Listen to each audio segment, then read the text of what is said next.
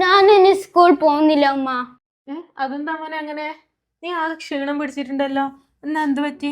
നീ ഭക്ഷണമൊന്നും കഴിച്ചിട്ടില്ലേ? കാണിച്ചേ. കൊണ്ടുപോയ ഭക്ഷണം അങ്ങനെ തന്നെ ഉണ്ടെന്ന് തോന്നല്ലോ.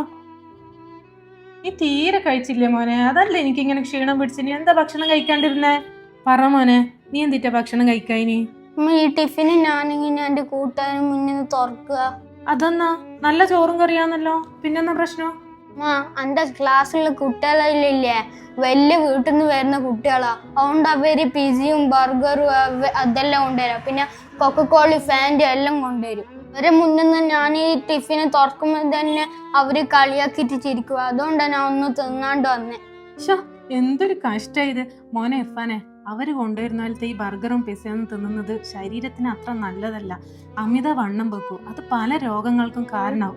അതുകൊണ്ടല്ലേ മോനിക്ക് ഉമ്മ ഇതുപോലത്തെ ഭക്ഷണങ്ങൾ ഉണ്ടാക്കി തരുന്നത്. പിന്നെ ഉമ്മ തന്നേക്കുന്ന ശുദ്ധമായ തിളപ്പിച്ചാറ്റിയ വെള്ളത്തിന്റെ ഗുണമൊന്നും നിന്റെ ഫ്രണ്ട്സ് കൊണ്ടുവരുന്ന കൊക്കക്കോളക്കൊന്നും കിട്ടൂല.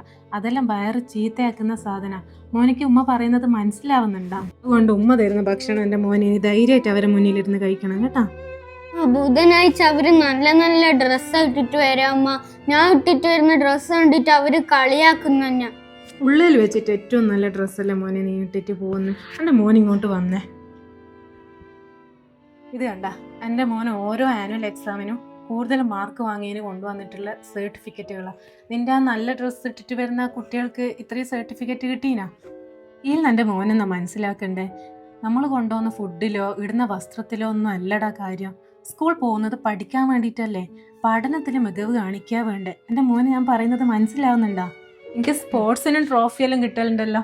ഇനി ആ സ്കൂളിൽ പോകാൻ ഏറ്റവും അർഹത ആയിരിക്കാന്ന് നീ ഒന്ന് ചിന്തിച്ചിട്ട് പറഞ്ഞേ.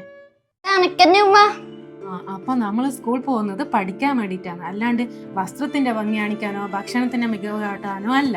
ഞാൻ നല്ലോണം പഠിച്ചിട്ട് നല്ല ജോലി വാങ്ങുമ്മ. മക്കളായാലും അങ്ങനെയാ വേണ്ടേ. ഇനി മോൻ പോയിട്ട് യൂണിഫോം എല്ലാം അയച്ചിട്ടിട്ട് വാ, ഞാൻ ഫുഡ് തരാലോ.